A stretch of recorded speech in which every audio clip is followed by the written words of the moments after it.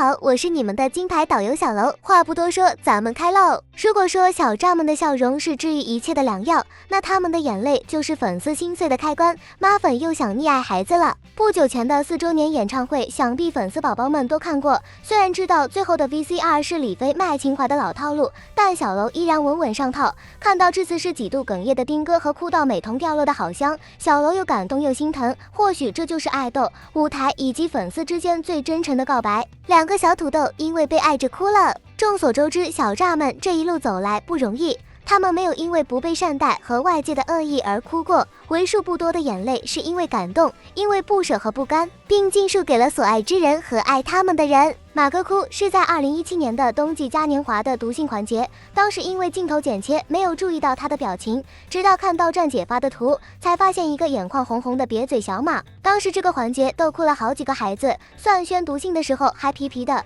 唱完不完美小孩后一个爆哭。张张刚开始情绪还算稳定，到最后感谢粉丝时声音颤抖，皱着小脸磕磕巴巴的念完了信。刘丸子不知道什么时候开始抹眼泪，一直到合唱不完美小孩时都还在哭。小狼在下巴上还挂着泪珠。后来的纪录片中，小马在出道那天听了妈妈的留言，小年纪就离家打工的孩子，在听到家人声音的那一刻低着头抹眼泪，在抬头面向镜头时只剩红红的眼圈。让小楼印象深刻的还有丁哥的神仙落泪。少年上火中，他和算轩要表演的是负重1万斤长大，为此两人特意去看了宿院。片中女孩的遭遇让他们陷入沉默，丁哥那一滴泪最终落下来的时候破碎感拉满。除此之外，就不得不提月考淘汰了，他的眼泪几乎都是为旁人而落，因为无法决定自己和朋友的去留，压力爆发，几次提出抗议无果后崩溃大哭，之后也要求大家淘汰自己。丁哥队的弟弟们听到他的话全都哭唧唧。工作人员当时很凶地说，只给他们1分钟时间，不要在那儿哭。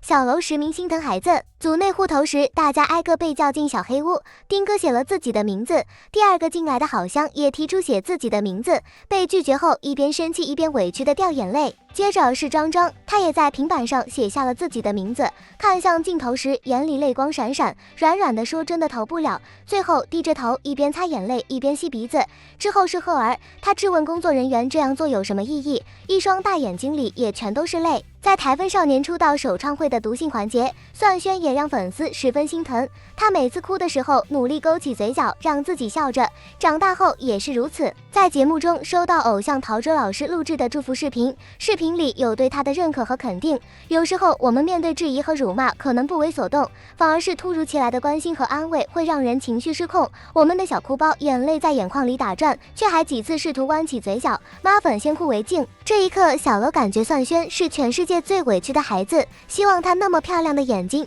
以后都可以不用沉着泪水。还有尽管已经变成大人，哭的时候却还是会用手背擦眼泪的刘丸子。跨年小记的物料中，刘丸子看着家人发来的视频，笑着说自己的眼睛有点干，上海的风确实吹得不舒服，然后不停地用手背擦眼泪。提到家人的不容易后，更是越哭越伤心，觉得自己小时候不懂事，现在很想替爸妈分担一点，让他们过得好一点。但是宝宝，你当时也才15岁，已经做得很好啦。同样也是在跨年小记中，发着烧完成舞台的张张接到爸爸打来的电话，被爸爸听出声音不对劲，他简单的说只是嗓子不舒服。那头的爸爸一定说了很多关心嘱咐的话，我们张张开始低着头不停的揉眼睛，有时候委屈难受的时候，家人的声音真的会让人破防。除此之外，小楼第一次真切的心疼张张是在2018年的新年音乐会上，那时候 TYT 成团出道，看物料的时候万万没想到时代峰峻搞了一出跪赢的开场舞，